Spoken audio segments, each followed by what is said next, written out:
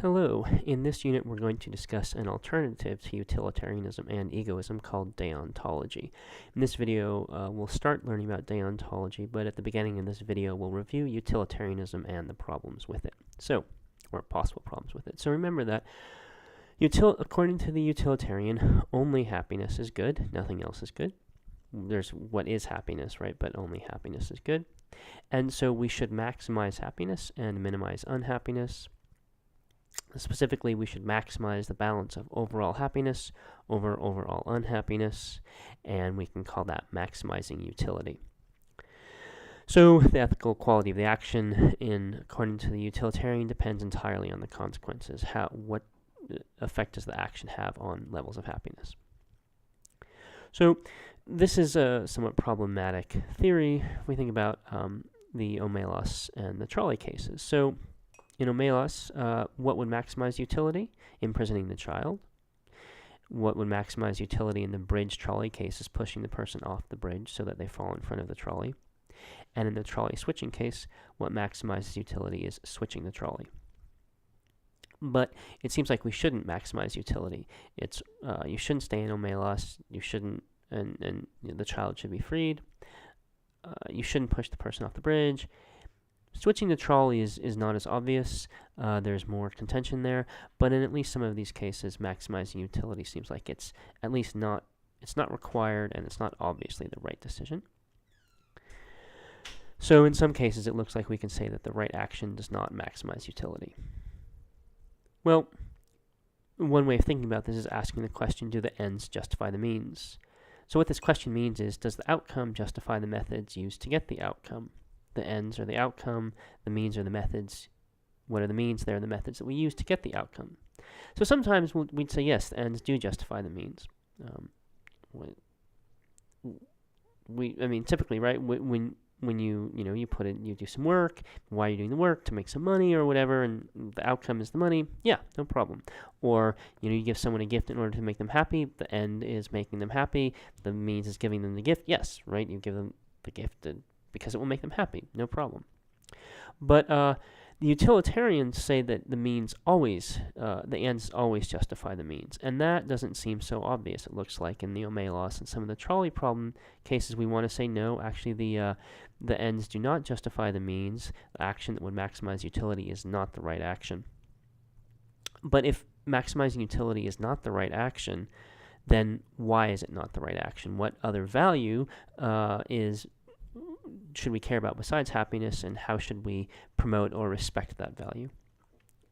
So here it's going to help to consider some analogies. So let's first think about sports. So in different sports, you have the goal. The goal is to win, and there are different ways to win, right? In one sport, maybe you score more points, or maybe you finish the race faster, or maybe you jump higher. And there are rules about how to do this, right? So in basketball, you can't travel. You have to be dribbling the ball if you're moving around and have the ball in your possession. In most races, you have to stay in your lane, not in all of them, like in some sort of snowboard cross and whatever. But in most races, certainly like foot races, sort of short-range foot races, you have a lane, you have to stay in it. No jetpacks when you're jumping, right? So why do we have these rules? There's a value that these rules, that playing by these rules maximizes, and that's the value of fair competition on the right grounds. If you could break those rules, then we wouldn't have fair competition on sort of athletic ability. So similarly in medicine, the goal of medicine, well, it's to cure disease and to promote health. There are rules about how to do this. So there's the Hippocratic Oath, which says first, do no harm. And then another rule is the rule of informed consent that says the patient, if you're a doctor, has to be told what the possible different side effects or bad outcomes of a procedure might be. If you're testing a drug, you have to tell the people who you're testing the drug on about what you're doing. So why do we have these rules? Because they don't always, partially these rules help us to cure disease and promote health, but partially because for freedom, right? I get to decide what happens in my body, and informed consent is about helping me do that. So deontology then is ethical theory that's going to be an alternative to utilitarianism and that disagrees with utilitarianism and that is going to pick up on this idea about rules and values. So what is deontology? Well, we could briefly think of it. It's rulesism as opposed to effectsism. Utilitarianism is effectsism. Deontology is rulesism. Well, what does that mean? So deontology can allow that outcomes may be ethically important, but it says that following ethical rules is more important. And ethical rules are sort of constraints on producing good effects. So certain acts are wrong on this view even if they maximize utility, and certain acts are right even if they don't maximize utility because they do or don't follow other ethical rules. What might those ethical rules look like? Well, here are some possible rules. Maybe you shouldn't use another without their consent. The child who's imprisoned is not asked whether or not they want to be imprisoned. The person who you shove off the bridge is not asked whether or not they want to be shoved off the bridge. The person on the other track is not asked if they want the trolley to come and smash them. So in all those cases, you're maybe using or at least affecting another person without their consent. In the OMELAS and pushing case, you're clearly using somebody. You're doing something to them in order to get the effect that you want. In the switching trolley case, it's not so obvious that they're using somebody. You don't need anything bad to happen to the one person on the other track. It's just an unfortunate side effect of switching the trolley.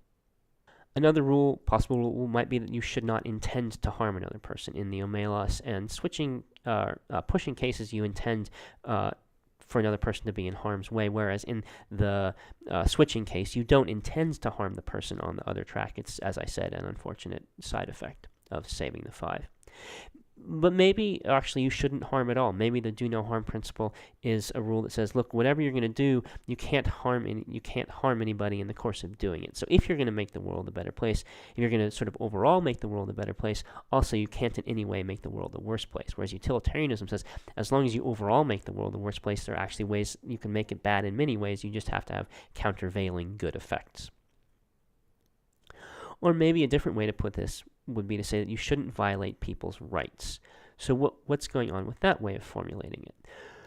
Well, when we say you have a right to X, we mean that it's wrong to interfere with your X. So rights and rules correspond. Saying that you have a right to X means there's a rule, don't interfere with your X. And if we say don't interfere with your X, you effectively have a right to X.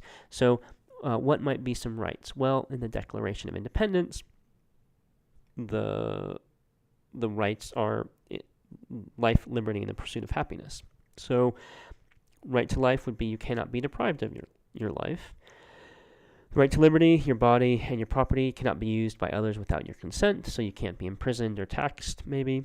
And the right to pursuit of happiness means that you have a view about how you're going to pursue happiness, and others can't interfere with that, even if your view about what would make you happy is incorrect. So are those rights? Do they have limits? Well, those are good questions, but those are possible rights that we might have. So we might have then some questions about deontology and rules and rights.